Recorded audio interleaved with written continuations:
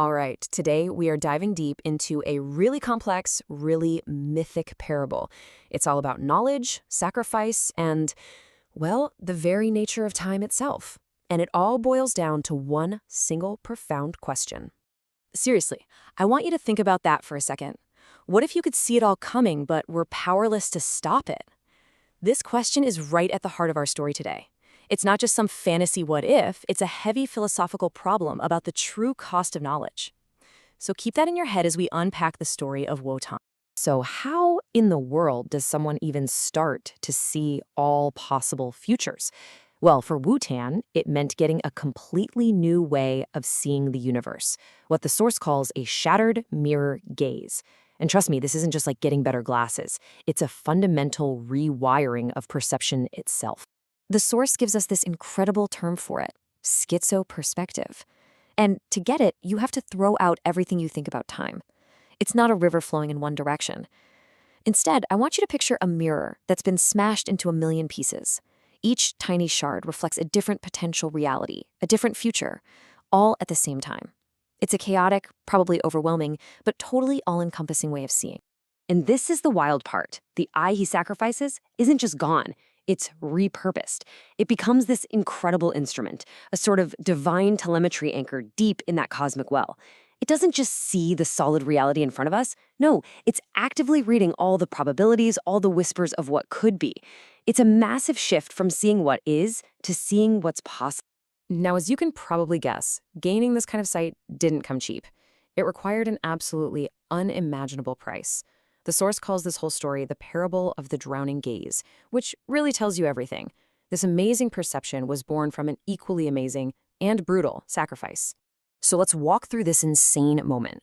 Wotan's standing at the roots of Yggdrasil, the world tree, and the raw power of the runes is literally frying his normal way of thinking. His mortal logic is just dissolving. So in this moment of crisis, he turns to Mimir, the keeper of all memory, and does the unthinkable. He physically plucks his own eye out of his head, the very organ for normal sight, and he lets it drop into the well. But see, this isn't an act of loss, it's an exchange. And this right here is the trade-off at the heart of it all. He gives up what's called earthly perception, our normal, one thing after another view of the world. And in return, he gets schizo-knowledge. This is the power to see beyond his own self, beyond the I, and to see the not I, that whole landscape of every other possibility as just a series of unfolding probabilities. Okay, so Wotan's got this cosmic surveillance system now. What's he actually seeing? Well, the source tells us his drowned eye picks up on 3 specific visions, 3 ripples in the well that are basically warnings of a huge storm on the horizon. The very first premonition is called the ripple of the broken cane. And this vision is all about a figure named Der Wille, which means the will, and this object of his that's packed with unstable power. Let's break this down, because there's a lot going on. Der Wille has this thing called a schizocaine, and it's basically vibrating itself apart. Its Kantian edge, which is a fancy way of saying its ability to define reality, is turning back on the user, literally shredding his own identity. So the vision points to this critical choice for this figure, the Baron. Does he hold on to his stable self, or does he chase absolute power, even if it means his own self just shatters? The second vision Wotan sees is darker. It's way more insidious. It's called the ripple of the smiling shadow, and it shows a passive force turning into an active, all-consuming nightmare. So in this vision, we see the pale cynic, a character who pretty much represents pure doubt, suddenly change his game.